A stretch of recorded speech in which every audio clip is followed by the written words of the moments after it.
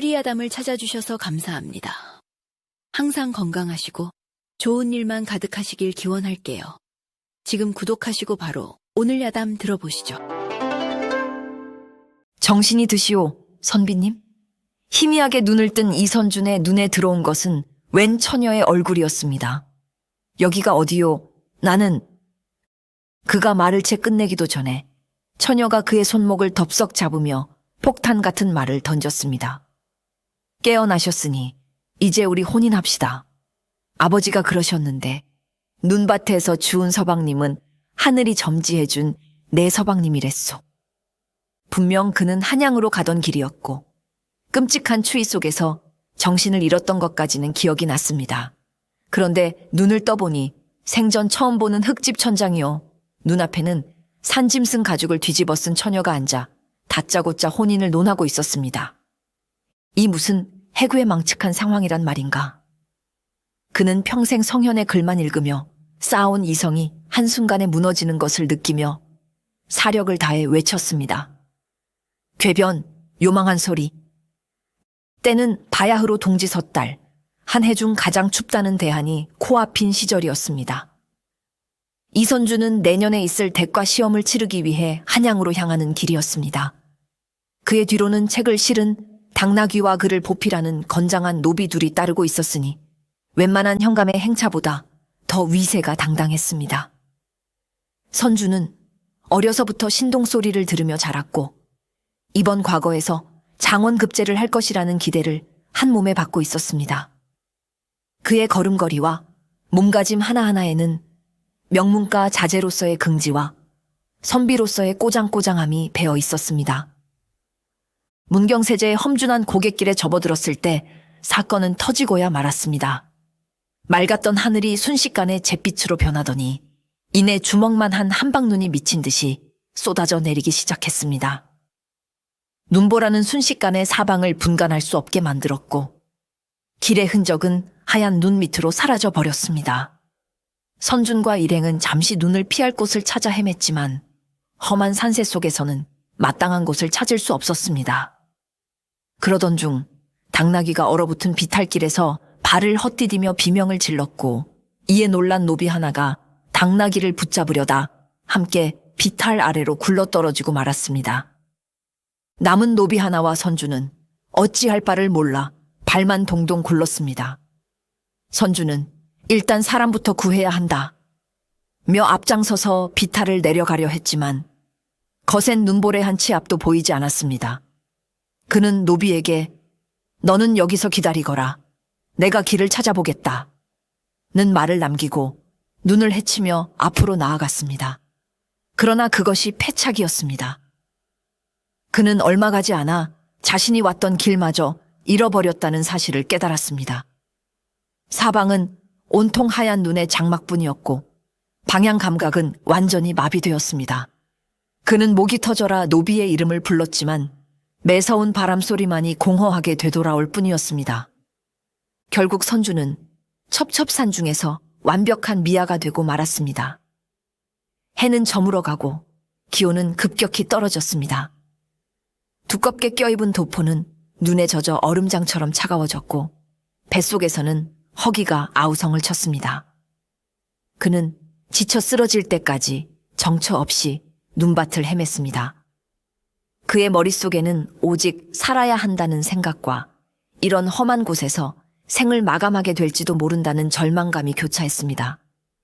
마침내 그의 다리는 더 이상 움직이기를 거부했고 그는 거대한 소나무 아래에 쓰러져 몽롱한 의식 속으로 빠져들었습니다. 그때 누군가 덫을 확인하러 산을 오르던 한 처녀가 눈 속에 반쯤 파묻힌 그의 모습을 발견했습니다. 처녀의 이름은 오달래였습니다. 달래는 멧돼지 덫을 확인하러 나섰다가 뜻밖의 사냥감을 발견했습니다. 처음에는 죽은 나그네인가 싶어 무심히 지나치려 했지만 희미하게 새어나오는 숨결을 보고는 아직 살아있음을 알았습니다. 그녀는 잠시 망설였습니다. 이런 험한 산골에서 객사한 시신을 잘못 건드렸다가는 관아에 끌려가 곤욕을 치를 수도 있는 일이었습니다. 그러나 차마 얼어 죽어가는 사람을 외면할 수는 없었습니다. 그녀는 작은 체구에도 불구하고 끙끙대며 선준을 근처에 숨겨두었던 나무 썰매 위로 끌어올렸습니다. 사내의 몸은 웬만한 통나무보다 더 무거웠지만 그녀는 이를 악물고 썰매를 끌기 시작했습니다. 집으로 돌아온 달래는 아버지 오 영감과 함께 선준을 아랫목에 눕혔습니다. 그리고는 며칠 밤낮으로 극진한 간호를 시작했습니다. 꽁꽁 언 그의 옷을 벗기고 따뜻한 물수건으로 몸을 닦아주었습니다. 입을 벌리지 못하는 그에게 물개 쓴 미음을 흘려 넣어주기도 했습니다. 그러기를 사흘째 되던 날 아침, 마침내 선준이 희미하게 신음하며 눈을 떴습니다. 달래는 기뻐하며 그의 이마를 짚어보았습니다. 열이 내린 것을 확인한 그녀는 이제 모든 것이 제자리로 돌아왔다고 생각했습니다. 그리고는 지체 없이 오래전부터 아버지가 농담처럼 하시던 말을 실행에 옮기기로 결심했습니다. 선준이 몽롱한 정신으로 주변을 둘러보고 있을 때였습니다. 달래가 그의 손목을 덥석 잡았습니다. 선준은 깜짝 놀라 손을 빼려 했지만 여인의 소나귀 힘이 어찌나 센지 꼼짝할 수가 없었습니다. 그는 이게 무슨 무례한 짓이오? 라며 기겁했습니다. 그러자 달래는 천연덕스럽게 웃으며 대답했습니다. 무례하긴요. 이제 부부가 될 사이인데 우리 아버지가 그러셨소. 겨울산에서 짐승 말고 사람을 줍거든. 그건 하늘이 맺어준 배필이니 놓치지 말라고 말이오. 그녀의 말에 선주는 어안이 벙벙하여 입을 다물지 못했습니다. 선주는 겨우 정신을 수습하고 선비로서의 위엄을 되찾으려 애썼습니다. 처자, 나는 이미 정혼한 몸은 아니나 혼사는 마땅히 가문의 어른들께서 정하시는 법이오. 어찌 남녀가 이리 경망스럽게 인연을 논할 수 있단 말이오. 더구나 나는 처자의 이름도 근본도 알지 못하오. 그는 최대한 점잖게 그녀를 타이르려 했습니다. 그러나 달래는 눈 하나 깜짝하지 않았습니다. 내 이름은 달래요. 근본은 저기 저 백두산이오. 됐소? 이제 우리 혼인합시다. 그녀의 막무가내식 논리에 선주는 평생 읽어온 성현의 말씀들이 아무런 소용이 없음을 깨닫고 깊은 절망에 빠졌습니다. 선준과 달래의 실랑이가 한창일 때 밖에서 담뱃대를 손질하던 오 영감이 방으로 들어왔습니다. 그는 덥수룩한 수염에 산짐승처럼 날카로운 눈매를 가진 노인이었습니다. 전직 포수 출신답게 그의 몸에서는 범상치 않은 기운이 흘렀습니다. 선주는 내심 그가 딸의 망발을 꾸짖고 자신을 이 해괴한 상황에서 구해주리라 기대했습니다. 그러나 오 영감은 딸의 편이었습니다. 그는 짐짓 엄한 표정을 지으며 선준에게 말했습니다. 젊은이, 내 딸 말이 아주 틀린 것은 아닐세. 우리 화전민들에게는 우리만의 법도가 있는 법이지. 오 영감은 곰방대에 담뱃잎을 채워 넣으며 말을 이었습니다. 자네 목숨을 구하기 위해 내 귀한 약초를 세 뿌리나 다려 먹였고 저기 저 벽에 걸린 곰 가죽을 덮어주어 동사를 면하게 했네. 목숨을 구해줬으면 그에 상응하는 보답을 하는 것이 인지상정 아니겠나. 혼인이 싫다면야 강요할 수는 없지. 대신 저 곰 가죽 값이라도 톡톡히 쳐서 내놓고 가게나. 그는 벽에 걸린 거대한 곰 가죽을 턱짓으로 가리켰습니다. 선주는 기가 막혔지만 딱히 반박할 말이 없었습니다. 지금 그에게는 엽전 한 푼 없었기 때문입니다. 결국 선주는 꼼짝없이 그들의 집에 머물며 신세를 갚아야 할 처지가 되었습니다. 오 영감은 그에게 밥값은 해야지라며 온갖 굳은 일을 시키기 시작했습니다. 젊은이, 아궁이에 불이 꺼져가네. 장작 좀 패오게. 물독이 비었네. 저 아래 계곡까지 가서 물 좀 길어오게나. 선주는 평생 북과 책만 잡았던 몸이었습니다. 그는 어설픈 솜씨로 도끼질을 하다 제 발등을 찍을 뻔했고 무거운 물지개를 지고 비탈길을 오르다 몇 번이고 넘어질 뻔했습니다. 그때마다 달래가 나타나 에이 답답해 비키시오 라며 대신 일을 해주곤 했습니다. 오 영감은 그런 선준의 모습을 묵묵히 지켜보았습니다. 그는 선준이 일을 잘하는지를 보는 것이 아니었습니다. 하기 싫은 일도 군말 없이 해내려는 성실함과 어려움 앞에서도 쉽게 좌절하지 않는 끈기를 시험하고 있었던 것입니다. 비록 몸은 약골이었지만 선준의 눈빛에는 선비로서의 꼿꼿함과 책임감이 서려 있었습니다. 오 영감은 속으로 허허 저놈 봐라. 겉은 허여멀건 샌님인데 속은 제법 단단하구나. 우리 달래 서방감으로 아주 나쁘지는 않겠어. 라며 흡족한 미소를 지었습니다. 그는 능구렁이처럼 선준을 떠보며 서서히 그를 사윗감으로 점찍고 있었습니다. 달래가 눈밭에서 훤칠한 선비 나부랭이를 주워왔다는 소문은 산불처럼 빠르게 작은 화전민 마을 전체로 퍼져나갔습니다. 이 소식을 듣고 가장 속이 뒤집어진 사람은 바로 마을에서 힘께나 쓴다는 총각 만드기였습니다. 만드기는 어려서부터 달래를 마음에 품고 기회만 되면 그녀의 주위를 맴돌았습니다. 그는 언젠가 달래와 혼인하여 가정을 꾸릴 것이라 굳게 믿고 있었습니다. 그런데 웬 굴러온 돌이 자신의 복덩이를 채 가려 하자 그는 질투심에 눈이 멀지경이었습니다. 만드기는 아침부터 불이 나게 달래의 집으로 달려왔습니다. 아니나 다를까 마당에서는 달래가 선준에게 도끼질하는 법을 가르쳐주고 있었습니다. 아니, 서방님, 그렇게 하면 손목이 나간다니까요. 허리에 힘을 딱 주고. 달래의 다정한 목소리를 듣자 만드기의 눈에 불이 튀었습니다. 그는 성큼성큼 두 사람 앞으로 걸어가 선준을 위아래로 훑어보며 비아냥거렸습니다. 이게 누군가 했더니 한양에서 오신 샌님이시구먼. 샌님은 계집처럼 방구석에 앉아 붓이나 놀릴 줄 알지. 이런 사내다운 일이나 제대로 하겠소? 그는 선준의 손에서 도끼를 빼앗아 들고는 보란듯이 우람한 팔뚝을 뽐내며 장작을 패기 시작했습니다. 그러나 너무 힘을 준 탓인지 도끼날이 엉뚱한 곳에 박혀 빠지질 않았습니다. 그는 얼굴이 벌개져 끙끙댔고 그 모습에 달래는 핀잔을 주었습니다. 만드기 오라버니는 힘만 좋지 머리를 쓸 줄을 모르네. 그러니 곰도 못 잡는 거요. 달래의 말에 자존심이 상한 만드기는 더욱 억지를 부렸습니다. 그는 선준을 노려보며 마을 남자들 사이에서 힘을 겨루는 통나무 들기 대결을 제안했습니다. 선준은 어이가 없었지만 여기서 물러서면 사내 체면이 말이 아니라고 생각했습니다. 그는 내키지 않았지만 만드기의 도전을 받아들였습니다. 마을 사람들이 모두 모여 구경하는 가운데 두 사람의 자존심을 건 대결이 시작되었습니다. 만드기는 거대한 통나무를 번쩍 들어 올려 괴력을 과시했습니다. 이제 선준의 차례. 모두가 그가 실패할 것이라 예상했습니다. 그러나 선준은 통나무를 들려 하지 않고 근처에 있던 지렛대 원리를 이용할 만한 나무를 찾아왔습니다.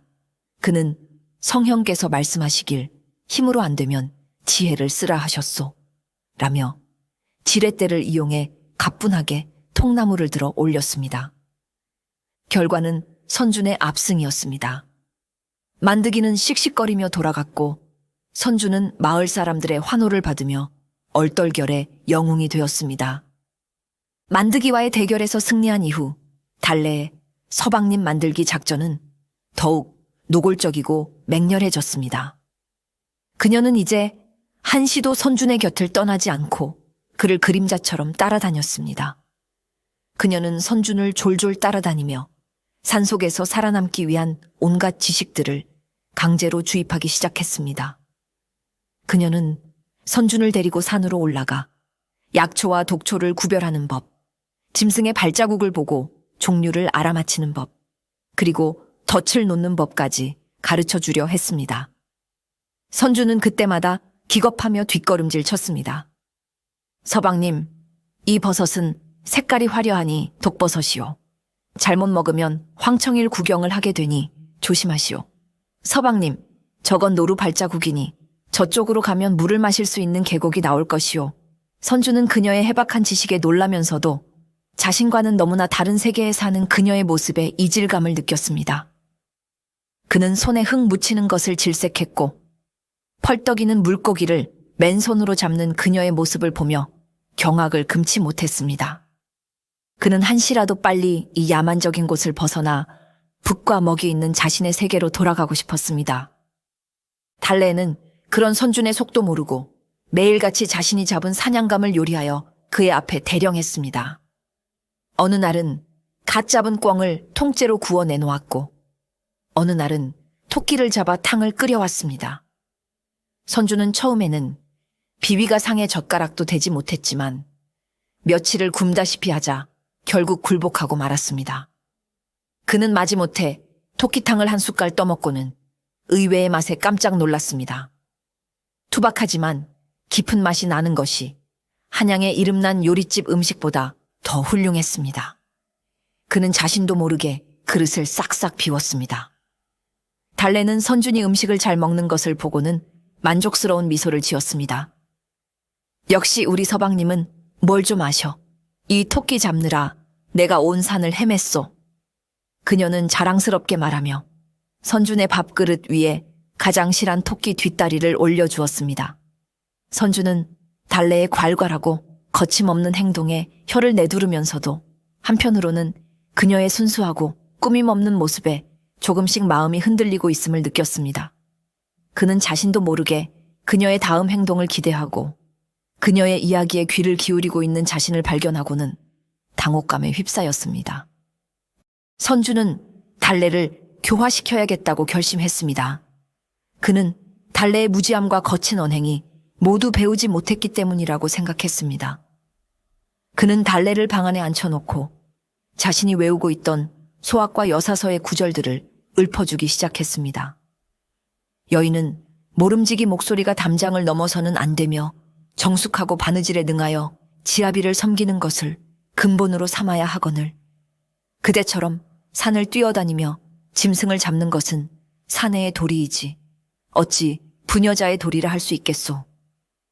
달래는 선준의 고리타분한 설교에 하품을 쩍하며 듣는 둥 마는 둥 했습니다. 그녀는 선준의 말이 끝나자마자 코웃음을 치며 반박했습니다. 새님, 그깟 바느질 한평생 해서 밥이 나옵니까? 떡이 나옵니까? 얌전히 앉아 있다가 굶어 죽는 것보다는 내 힘으로 꿩 한 마리라도 잡아와 탕을 끓여 먹는 것이 100번 낫지 않겠소? 그녀의 직설적인 반박에 선주는 말문이 막혔습니다. 두 사람은 가치관의 차이로 인해 사사건건 부딪혔습니다. 선주는 예법과 도리를 강조했고 달래는 실용과 생존을 중요하게 여겼습니다. 그러나 두 사람의 관계에도 작은 변화가 생기기 시작했습니다. 낮에는 그렇게 으르렁대던 두 사람이었지만 긴 겨울밤이 찾아오면 이야기는 달라졌습니다. 호롱불 하나에 의지한 채 적막한 방에 단둘이 남게 되면 어색한 침묵을 깨기 위해 서로에게 말을 걸 수밖에 없었습니다. 선주는 달래가 자신의 이름조차 쓸 줄 모른다는 사실을 알고는 숯 조각으로 흙바닥에 글자를 써주며 천자문을 가르쳐주기 시작했습니다. 달래는 처음에는 시큰둥했지만 이내 글자를 배우는 것에 흥미를 느끼고 진지하게 따라하기 시작했습니다. 어느 날 밤, 선주는 추위에 떨며 책을 읽다가 자신의 도포 소매가 뜯어진 것을 발견했습니다. 그는 바느질이라고는 해본 적이 없어 난감해하고 있었습니다. 그때 달래가 그의 손에서 도포를 채가더니 익숙한 솜씨로 바늘과 실을 꺼내 꿰매주기 시작했습니다. 그녀의 바느질 솜씨는 투박했지만 꼼꼼하고 단단했습니다. 선주는 자신의 옷을 꿰매주는 그녀의 진지한 얼굴을 멍하니 바라보았습니다. 그는 자신들이 서로 너무나 다른 세계에 살고 있다고 생각했지만 실은 이렇게 서로의 부족한 부분을 채워줄 수 있는 존재일지도 모른다는 생각을 처음으로 하게 되었습니다. 마을에 큰일이 터진 것은 그로부터 며칠 뒤의 일이었습니다. 화전민 마을 사람들은 겨울을 나기 위해 가을에 수확한 곡식과 말린 채소들을 마을 중앙에 있는 공동 식량 창고에 보관하고 있었습니다. 그런데 그날 밤 누군가의 부주의로 창고에 불이 나고 만 것이었습니다. 불이야! 창고에 불이 났다! 한밤중에 터져나온 다급한 외침에 마을 사람들은 모두 잠에서 깨어 뛰쳐나왔습니다. 창고는 이미 붉은 화마에 휩싸여 밤하늘을 대낮처럼 밝히고 있었습니다. 마을 사람들은 절망적인 상황 앞에 어찌할 바를 몰랐습니다.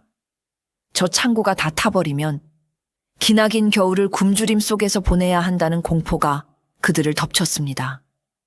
어떤 이는 울부짖었고 어떤 이는 허망하게 발만 동동 굴렀습니다. 몇몇 젊은이들이 물동이를 들고 불을 끄려 했지만 거센 불길 앞에 속수무책이었습니다. 바로 그때 선준이 앞으로 나섰습니다. 그는 평소의 유약한 모습과는 달리 침착하고 결단력 있는 목소리로 사람들을 향해 외쳤습니다. 모두 내 말을 들으시오. 지금 당장 흩어져서 물동이와 양동이를 모두 가져오시오. 그리고 삽과 괭이를 든 사람들은 내 뒤를 따르시오. 그의 목소리에는 사람들을 압도하는 힘이 있었습니다. 사람들은 저도 모르게 그의 지시에 따르기 시작했습니다. 선주는 먼저 바람이 불어오는 방향을 살폈습니다. 그리고는 창고 주변의 마른 집단과 나무들을 치우라고 명했습니다. 불이 더 이상 번지는 것을 막기 위한 조치였습니다. 그는 책에서 읽었던 화재 진압에 대한 지식을 총동원하고 있었습니다. 그는 사람들을 두 패로 나누었습니다. 한 패는 계속해서 물을 길어와 불길에 쏟아붓게 했고 다른 한 패는 삽으로 흙을 퍼서 불이 번지는 길목을 덮게 했습니다. 바람이 부는 쪽부터 흙을 덮어 불길의 숨통을 끊어야 하오, 서두르시오. 그의 지휘는 정확하고 효과적이었습니다. 처음에는 우왕좌왕하던 마을 사람들도 그의 지휘 아래 일사불란하게 움직이기 시작했습니다.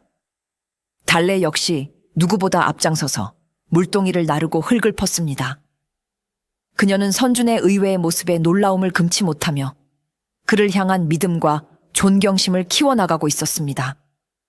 선준의 지휘는 실로 놀라웠습니다. 그는 단순히 명령만 내리는 것이 아니라 직접 불길 속으로 뛰어들어 사람들을 독려했습니다. 그의 하얀 도포는 검댕으로 얼룩졌고 얼굴은 땀과 재로 뒤범벅이 되었습니다. 그러나 그의 눈빛은 그 어느 때보다 총명하게 빛나고 있었습니다. 그는 불길의 흐름을 읽고 가장 취약한 부분을 집중적으로 공략하도록 지시했습니다. 그는 마을의 지형을 이용하여 위쪽 계곡물을 아래로 흘려보내 불길의 기세를 꺾는 기지를 발휘하기도 했습니다. 그의 활약에 마을 사람들은 감탄을 금치 못했습니다. 평소에는 새님이라며 그를 무시했던 만드기마저도 그의 지시에 군말 없이 따랐습니다. 모두가 한 마음으로 뭉쳐 불과 싸운 지 두어 시간쯤 지났을까. 마침내 거세게 타오르던 불길이 서서히 잡히기 시작했습니다. 창고의 절반가량은 잿더미가 되었지만 나머지 절반의 식량은 지켜낼 수 있었습니다. 동이틀 무렵 마을 사람들은 검게 그을린 창고 앞에 모여 망견자실에 있으면서도 한편으로는 최악의 상황을 막았다는 안도감에 휩싸였습니다. 마을의 촌장은 흙투성이가 된 선준의 손을 잡고 몇 번이고 고개를 숙였습니다. 선비님, 정말 고맙소. 선비님이 아니었다면 우리 마을은 올겨울 꼼짝없이 굶어 죽을 뻔했소. 이 은혜를 어찌 갚아야 할지 모르겠소. 다른 마을 사람들 역시 선준을 둘러싸고 칭찬을 아끼지 않았습니다. 새님인 줄만 알았더니 보통 담대한 분이 아니시구려. 책만 읽은 것이 아니라 그 지혜를 쓸 줄 아는 진정한 선비시오. 선준은 사람들의 칭찬에 어색해하며 그저 자신이 할 일을 했을 뿐이라고 겸손하게 말했습니다. 달래는 그런 선준의 모습을 자랑스러운 눈빛으로 바라보았습니다. 그녀는 선준의 용감하고 지혜로운 모습에 다시 한번 반했습니다.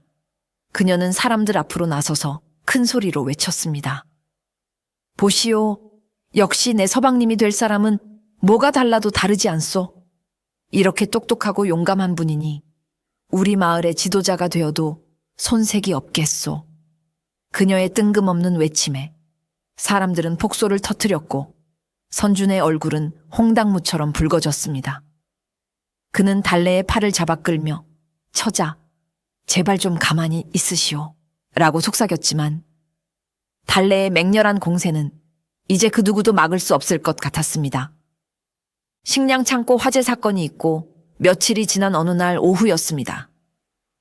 마을에 또 한 번의 위기가 닥쳤습니다. 겨울잠을 자지 못해 굶주리고 성질이 포악해진 거대한 멧돼지 한 마리가 마을로 내려온 것이었습니다. 멧돼지는 흉악한 어금니를 드러내며 밭을 망가뜨리고 닭장을 부수는 등 닥치는 대로 행패를 부리기 시작했습니다. 마을 남자들이 몽둥이와 괭이를 들고 나섰지만 성난 멧돼지의 기세에 눌려 누구 하나 섣불리 다가서지 못하고 있었습니다. 상황은 일촉즉발이었습니다.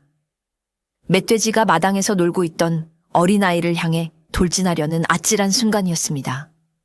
모두가 비명을 지르며 눈을 감았습니다. 바로 그때 어디선가 바람 같은 그림자가 나타나 아이를 감싸 안고 굴렀습니다. 바로 달래였습니다. 그녀는 아이를 안전한 곳으로 밀어낸 뒤 땅에 떨어져 있던 아버지의 낡은 사냥용 창을 집어들고 멧돼지와 마주 섰습니다. 그녀의 작은 체구는 성난 멧돼지 앞에서 너무나도 위태로워 보였습니다. 그러나 그녀의 눈빛에는 조금의 두려움도 없었습니다. 이놈, 못된 축생아, 썩 물러가지 못할까? 어디서 감히 행패를 부리느냐? 달래는 앙칼진 목소리로 멧돼지를 향해 고함을 쳤습니다. 멧돼지는 잠시 주춤하는 듯했지만 이내 더욱 포악하게 콧김을 뿜으며 그녀를 향해 달려들 준비를 했습니다. 마을 사람들은 숨을 죽이고 그 광경을 지켜보았습니다. 선준 역시 심장이 철렁 내려앉았습니다.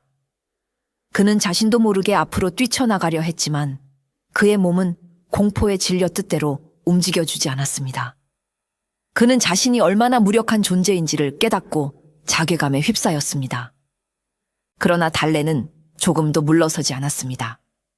그녀는 멧돼지가 달려드는 순간을 노려 날렵하게 몸을 피하며 창으로 멧돼지의 옆구리를 찔렀습니다. 깊은 상처는 아니었지만 갑작스러운 공격에 놀란 멧돼지는 비명을 지르며 잠시 주춤거렸습니다. 달래는 그 틈을 놓치지 않고 계속해서 소리를 지르며 멧돼지를 위협했습니다. 그녀는 마치 사나운 아모랑이처럼 자신의 영역을 지키기 위해 필사적으로 싸우고 있었습니다. 그녀의 용맹한 모습은 겁에 질려있던 마을 남자들을 부끄럽게 만들기에 충분했습니다. 선주는 얼어붙은 듯 서서 달래의 싸움을 지켜보고 있었습니다. 그의 머릿속은 복잡했습니다. 저 연약한 처녀가 목숨을 걸고 싸우고 있는데 자신은 아무것도 하지 못하고 있다는 무력감이 그를 짓눌렀습니다. 그는 책에서 배운 성현의 가르침들을 떠올렸습니다. 위급한 상황에서는 지혜를 발휘하여 약한 자를 도와야 한다. 그는 더 이상 방관자로만 있을 수 없다고 결심했습니다. 그는 싸움에 직접 뛰어들 용기는 없었지만 자신이 할 수 있는 다른 방법을 찾아보기로 했습니다. 그는 주변을 둘러보다가 마당 한쪽에 쌓여있는 주먹만한 돌멩이들을 발견했습니다. 그는 재빨리 돌멩이 몇 개를 주워들었습니다. 그리고는 멧돼지가 다시 달래를 향해 돌진하려는 순간 사력을 다해 멧돼지의 머리를 향해 돌멩이를 던졌습니다. 돌멩이는 정확하게 멧돼지의 눈두덩기에 명중했습니다. 갑작스러운 공격에 놀란 멧돼지는 방향을 틀어 선준을 노려보기 시작했습니다. 선준은 심장이 멎는 듯했지만 계속해서 돌멩이를 던지며 멧돼지의 시선을 자신에게로 끌었습니다. 이 미련한 축생아, 이쪽이다. 선준의 교란 작전은 효과가 있었습니다. 멧돼지가 자신에게 정신이 팔린 사이 달래는 재빨리 자세를 고쳐잡고 결정적인 공격을 준비했습니다. 그녀는 멧돼지가 자신을 향해 다시 돌진해오는 순간 땅을 박차고 뛰어올라 창끝에 온 체중을 실어 멧돼지의 어깨를 깊숙이 찔렀습니다. 크액! 멧돼지는 고통스러운 비명을 지르며 땅에 나뒹굴었습니다. 치명상을 입은 멧돼지는 더 이상 싸울 의지를 잃고 절뚝거리며 산속으로 도망쳐 버렸습니다. 상황이 끝나자 마을 사람들은 환호성을 지르며 두 사람에게 달려왔습니다. 선준과 달래는 흑투성이가 된 채 거친 숨을 몰아쉬며 서로를 마주 보았습니다. 선준은 난생 처음 느껴보는 격렬한 흥분에 휩싸였고, 달래는 자신을 돕기 위해 용기를 내어준 선준의 모습에 가슴이 두근거렸습니다. 두 사람은 아무 말 없이 서로의 눈을 바라보았습니다. 그 순간 두 사람은 처음으로 신분의 차이나 가치관의 다름을 잊고 서로에게 목숨을 의지한 동지로서의 끈끈한 유대감을 느끼고 있었습니다. 그들의 마음속에 낯선 감정에 싹이 트기 시작한 것입니다. 멧돼지를 물리친 것을 기념하기 위해 마을에서는 그날 밤 큰 잔치가 열렸습니다. 마을 사람들은 귀한 돼지고기와 닭을 잡고 집집마다 담가두었던 막걸리를 모두 꺼내왔습니다. 마을 광장에는 모닥불이 피워졌고 사람들은 오랜만에 닥친 시름을 잊고 노래하고 춤추며 즐거운 시간을 보냈습니다. 오늘의 영웅인 선준과 달래는 당연히 잔치의 주인공이었습니다. 마을 사람들은 두 사람을 나란히 상석에 앉히고 연신 술잔을 권했습니다. 선준은 난생 처음으로 막걸리라는 술을 마셔보았습니다. 그는 처음에는 선비의 채통을 지키기 위해 사양했지만 영웅이 술 한 잔 못하시면 쓰나 라는 마을 사람들의 성화에 못 이겨 한 잔, 두 잔 받아 마시기 시작했습니다. 쌉쌀하면서도 달콤한 막걸리는 그의 목을 부드럽게 타고 넘어갔습니다. 술 기운이 오르자 그는 평소에 꼬장꼬장하고 딱딱한 모습을 벗어던지고 조금씩 풀어지기 시작했습니다. 그는 마을 사람들의 너스레에 맞장구를 쳐주기도 하고 얼굴에는 희미한 미소까지 띄었습니다. 달래는 그런 선준의 모습을 흥미롭게 지켜보았습니다. 술에 취해 뺨이 발그레해진 그의 모습은 평소보다 훨씬 인간적이고 다정해 보였습니다. 그녀는 선준의 술잔이 빌 때마다 자연스럽게 막걸리를 채워주었습니다. 술이 거나하게 취한 선준은 자신도 모르게 가슴속에 담아두었던 말들을 쏟아내기 시작했습니다. 그는 옆에 앉은 달래의 손을 덥석 잡고 혀가 꼬부라진 목소리로 말했습니다. 달래, 처자, 내 오늘에야 알았소. 그대는 참으로 곱고 또 용감한 사람이요. 내 평생 그대 같은 여인은 처음 보았소. 그의 갑작스러운 고백에 달래의 얼굴은 잘 익은 홍시처럼 붉어졌습니다. 그녀의 심장은 방망이질을 치기 시작했습니다. 주변 사람들은 두 사람의 모습을 보며 얼레리 꼴레리라며 짓궂게 놀려댔습니다. 선주는 아랑곳하지 않고 말을 이었습니다. 네, 한양에 가면 그대를 잊지 못할 것이오. 정말이오. 그의 말은 술주정이었지만 그 속에는 분명 진심이 담겨 있었습니다. 달래는 벅차오르는 감정을 누르며 장난스럽게 쏘아붙였습니다. 이제 아셨소? 그러니 한양 가지 말고 여기서 나랑 백년해로 합시다. 네? 그녀의 당돌한 말에 선주는 대답 대신 해하고 바보처럼 웃기만 했습니다. 그날 밤 두 사람의 거리는 한 뼘 더 가까워져 있었습니다. 잔치가 끝난 며칠 뒤 영감이 지독한 기침 감기에 걸려 자리에 눕게 되었습니다. 달래는 아버지를 위해 약초를 캐러 가야겠다고 말했습니다. 그녀가 가려는 곳은 험하기로 소문난 호랑이 바위골이었습니다. 선주는 그녀가 혼자 위험한 곳에 가는 것이 마음에 걸렸습니다. 그는 자신이 따라가셔 지켜주겠다고 나섰습니다. 달래는 새님이 따라와 봐야 짐만 될 텐데 라며 핀잔을 주었지만 내심 싫지는 않은 눈치였습니다. 그렇게 두 사람은 이른 아침 함께 약초를 캐러 깊은 산속으로 들어갔습니다. 산길은 생각보다 더 험준했습니다. 눈이 녹아 질척이는 비탈길을 오를 때 선주는 몇 번이고 미끄러질 뻔했습니다. 그때마다 달래가 그의 손을 굳게 잡아주었습니다. 그녀의 손은 투박하고 거칠었지만 더없이 단단하고 따뜻했습니다. 선주는 그녀의 손을 잡을 때마다 왠지 모르게 마음이 든든해지는 것을 느꼈습니다. 달래는 앞장서서 길을 내며 선준에게 산속의 여러 가지 지식들을 알려주었습니다. 저 나무는 자작나무인데 껍질을 태우면 기름이 나와 상처에 바르면 좋소. 저 새는 꾀꼬리인데 울음소리가 맑으면 날이 갤징조요. 두 사람은 험한 산길을 오르며 자연스럽게 많은 대화를 나누었습니다. 선주는 자신이 왜 과거를 보려 하는지, 선비로서 어떤 세상을 만들고 싶은지에 대해 이야기했습니다. 달래는 그의 원대한 포부를 흥미롭게 들으며 때로는 날카로운 질문을 던지기도 했습니다. 그렇게 좋은 세상을 만들고 싶다는 분이 어찌 춥고 배고픈 백성들의 마음은 그리도 모르시오? 선주는 그녀의 말에 제대로 대답하지 못했습니다. 그는 자신이 책 속의 세상에만 갇혀 있었다는 것을 다시 한번 깨달았습니다. 어느덧 두 사람은 눈 덮인 아름다운 산 정상에 도착했습니다. 발 아래로는 온 세상이 하얗게 펼쳐져 있었고 두 사람의 입에서는 하얀 입김이 피어올랐습니다. 그 고요하고 아름다운 설경 속에서 두 사람은 잠시 말을 잃고 서로를 바라보았습니다. 신분의 차이, 가치관의 다름, 그 모든 것이 하얀 눈 속에 묻혀버리는 듯 했습니다. 그 순간 그들은 그저 한 사내와 한 여인이었을 뿐입니다. 선주는 처음으로 달래가 여인으로서 아름답다고 생각했고 달래는 선준의 고든 눈빛에서 깊은 신뢰감을 느꼈습니다. 그들의 마음은 이미 서로를 향해 깊숙이 기울어져 있었습니다. 길고 길었던 겨울이 끝나고 마침내 산골짜기에도 봄 기운이 찾아오기 시작했습니다. 얼었던 계곡물이 녹아 졸졸 흐르는 소리가 들리고 나뭇가지마다 파릇파릇한 새순이 돋아났습니다.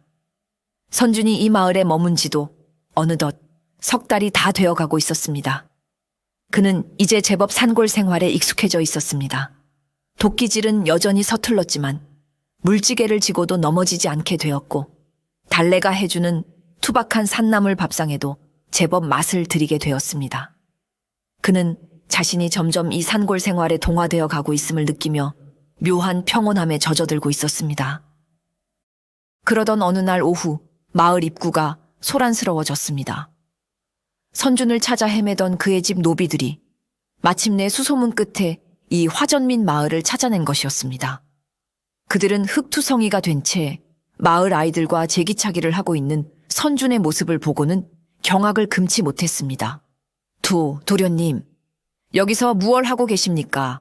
지난 석 달간 도련님을 찾느라 온 집안이 발칵 뒤집혔습니다. 노비들은 거의 울음을 터뜨릴 듯 달려와 선준 앞에 엎드렸습니다.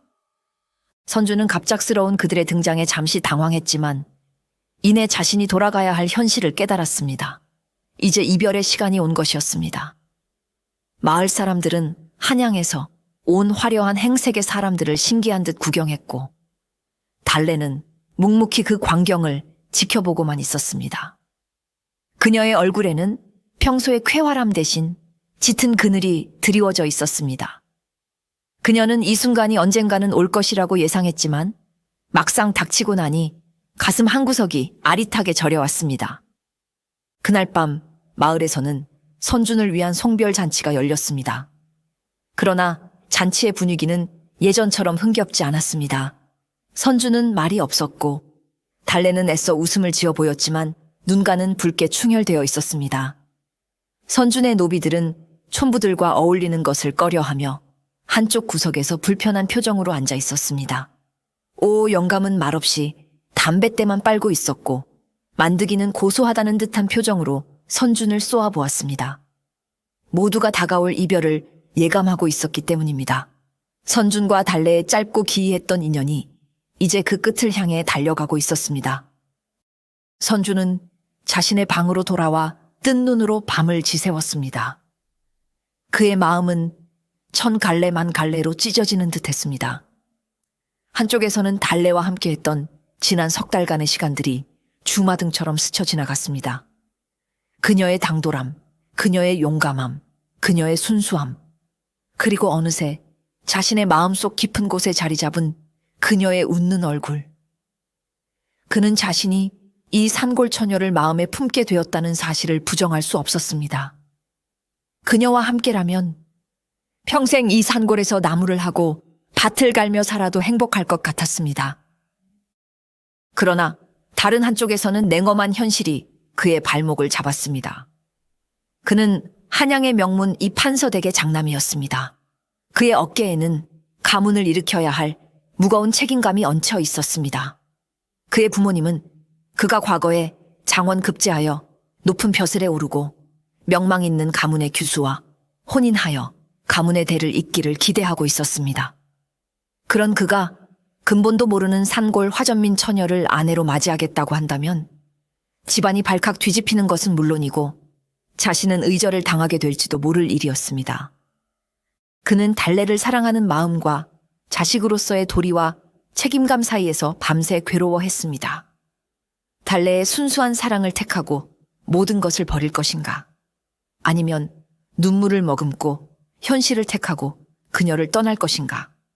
그는 어떤 선택도 할 수 없었습니다. 그는 자신이 얼마나 나약하고 이기적인 사람인지를 깨달았습니다.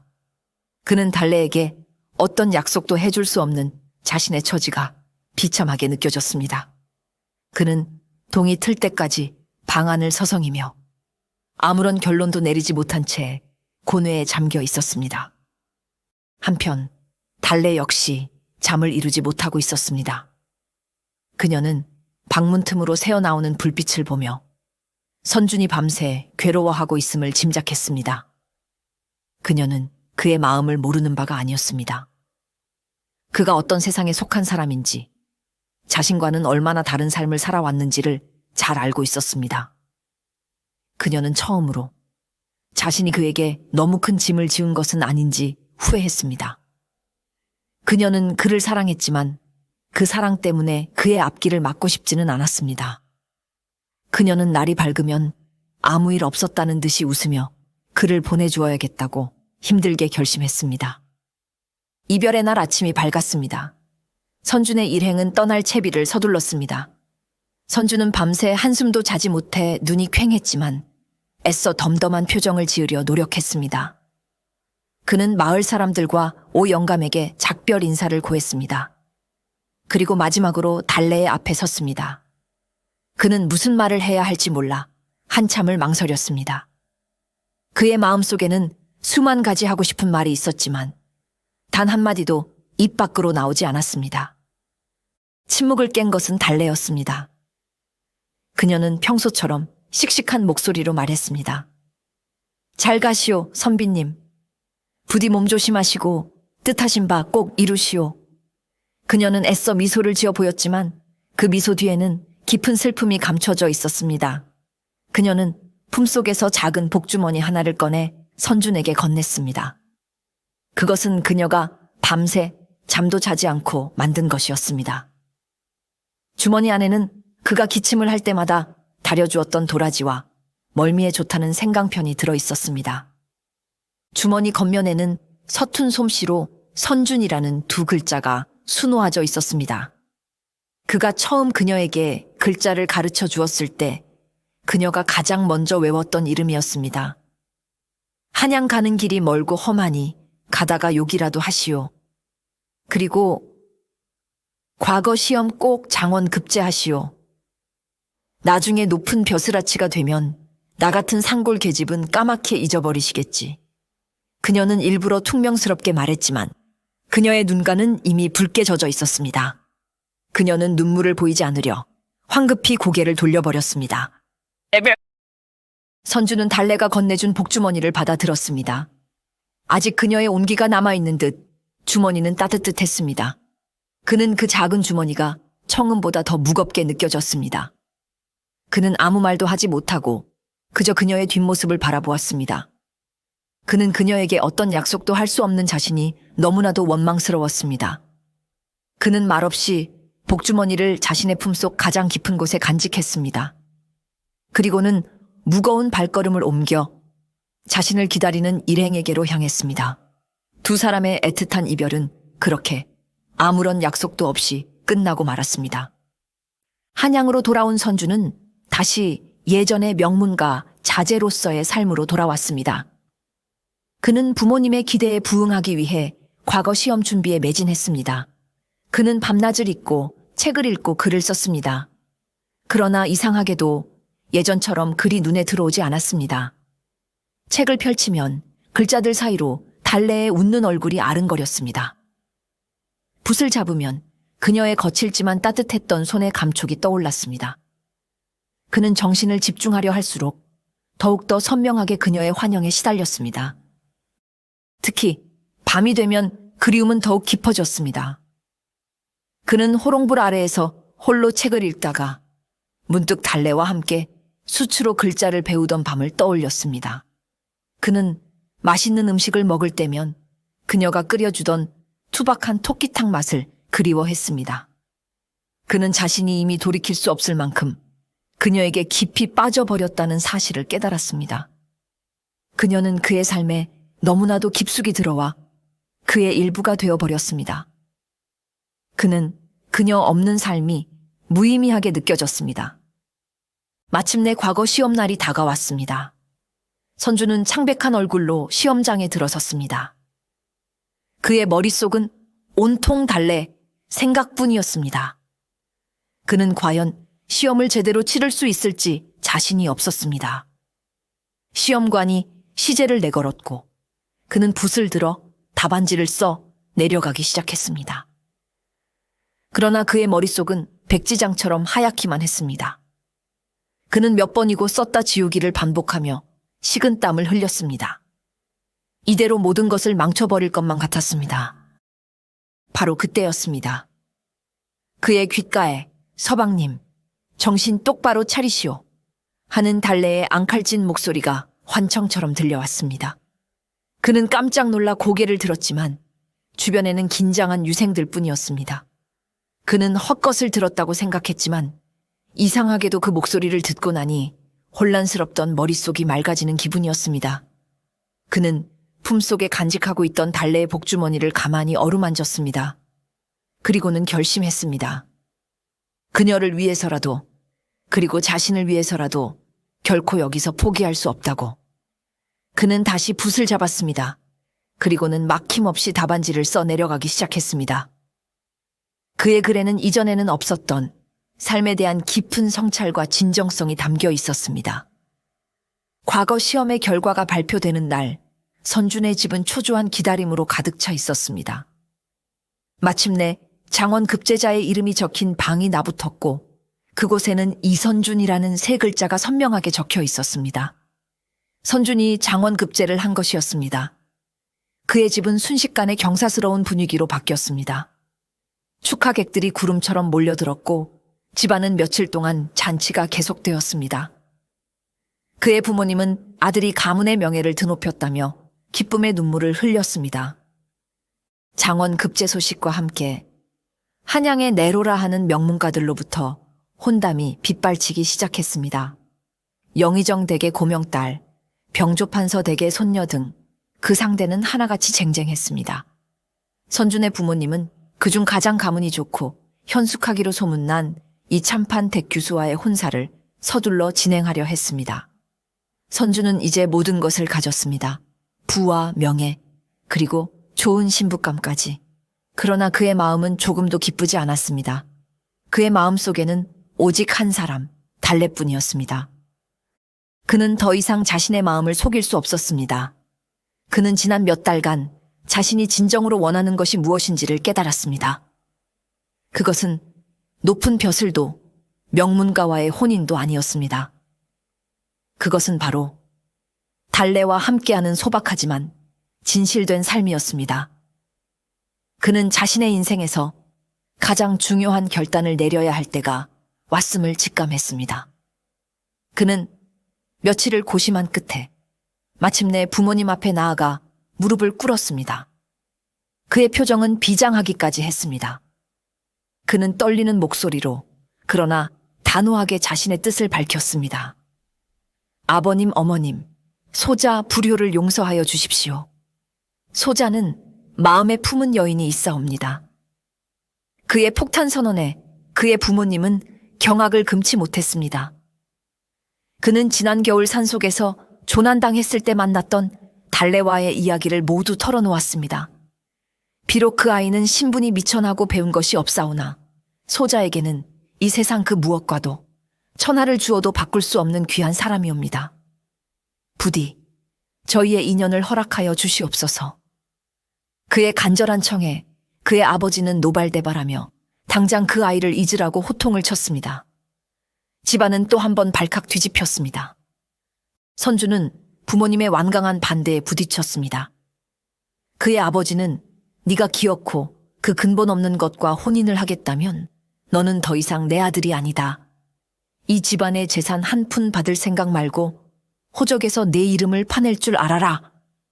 라며 엄포를 놓았습니다. 그러나 선준의 결심은 확고했습니다. 그는 부모님께 큰 절을 올리고 소자, 잠시 바람을 쐬고 오겠습니다. 라는 말만 남긴 채 집을 나섰습니다. 그는 관복도, 갓도 모두 벗어던지고 평복 차림으로 마구간에서 가장 빠른 말 한 피를 끌어냈습니다. 그의 목적지는 단 한 곳뿐이었습니다. 그는 밤낮을 가리지 않고 말을 달렸습니다. 그의 머릿속에는 오직 달래를 다시 만나야겠다는 생각뿐이었습니다. 며칠을 달려 마침내 그는 익숙한 산골마을 입구에 도착했습니다. 마을은 지난 겨울과 다름없이 평화로웠습니다. 그는 말에서 내려 심호흡을 한번 하고는 달래의 집으로 향했습니다. 그의 심장은 금방이라도 터져 나올 듯이 격렬하게 뛰고 있었습니다. 그가 달래의 집 마당에 들어섰을 때 그는 익숙한 광경을 목격했습니다. 달래가 여전히 괄괄한 모습으로 영차 하는 기합소리와 함께 장작을 패고 있었습니다. 달래는 인기척에 고개를 들었다가 자신의 눈앞에 서 있는 선준의 모습을 보고는 그 자리에 얼어붙고 말았습니다. 그녀는 너무나 놀라 손에 들고 있던 도끼를 땅에 떨어뜨렸습니다. 그녀는 자신의 눈을 의심하며 몇 번이고 눈을 비볐습니다. 선비님, 어찌하여 다시 이곳에 오셨소? 그녀의 목소리는 미세하게 떨리고 있었습니다. 그녀는 그가 과거에 급제하여 높은 벼슬아치가 되었을 것이라 생각했지. 이렇게 초라한 행색으로 다시 나타나리라고는 상상도 못했습니다. 선주는 아무 말 없이 그녀에게로 성큼성큼 다가갔습니다. 그는 지난 몇 달간 꿈속에서만 그리던 그녀의 얼굴을 마주하자 가슴 벅찬 감정에 휩싸였습니다. 그녀는 여전히 씩씩하고 건강해 보였습니다. 흑투성이인 얼굴마저도 그의 눈에는 세상에서 가장 아름다워 보였습니다. 그는 달래의 앞에 멈춰서서 그녀의 거칠어진 손을 부드럽게 감싸 쥐었습니다. 달래는 그의 갑작스러운 행동에 당황하여 어쩔 줄을 몰라 하며 얼굴만 붉히고 있었습니다. 두 사람 사이에는 애틋하고 긴장된 침묵이 흘렀습니다. 선주는 달래의 손을 잡은 채 천천히 그녀의 앞에 무릎을 꿇었습니다. 한양의 명문가 자제이자 장원 급제까지 한 선비가 흙바닥에 무릎을 꿇는 것은 상상조차 할 수 없는 파격적인 행동이었습니다. 달래는 기겁하며 그를 일으키려 했지만 그는 꼼짝도 하지 않았습니다. 그는 고개를 들어 진심이 담긴 눈빛으로 달래를 올려다보며 말했습니다. 달래 처자, 내가 어리석었소. 내가 미처 깨닫지 못했소. 그는 떨리는 목소리로 자신의 마음을 고백하기 시작했습니다. 나는 한양으로 돌아가서야 비로소 알았소. 내 마음이 이미 온통 그대에게 향해 있었다는 것을. 책을 읽어도 글을 써도 온통 그대 생각뿐이었소. 그대가 없는 한양은 내게 아무런 의미가 없었소. 그는 품속에서 달래가 만들어준 낡은 복주머니를 꺼내 보였습니다. 나는 이 주머니를 품고 과거를 치렀고 이 주머니 덕분에 장원 급제를 할 수 있었소. 그러나 장원 급제의 기쁨도 부모님의 칭찬도 그 무엇도 그대를 향한 내 마음을 이길 수는 없었소. 그는 달래의 손을 더욱 굳게 잡으며 마침내 그의 진심을 전했습니다. 달래 처자, 지난 겨울 그대가 나에게 말했었지. 눈밭에서 주운 서방님은 하늘이 맺어준 인연이라고. 허나 틀렸소. 하늘이 맺어준 인연에 이끌린 것은 그대가 아니라 바로 나였소. 부디 나와 혼인해 주시겠소? 내가 평생 그대를 아끼고 그대에게 붙잡는 법 대신 사랑하는 법을 배우며 살게 해주시오. 그의 진심 어린 청혼에 달래의 눈에서는 그동안 참아왔던 눈물이 굵은 방울이 되어 뚝뚝 떨어지기 시작했습니다. 그녀는 울면서도 웃고 있었습니다. 그녀는 이 순간을 얼마나 기다려왔던가. 그녀는 아무 말 없이, 그러나 세상에서 가장 힘찬 동작으로 고개를 끄덕였습니다.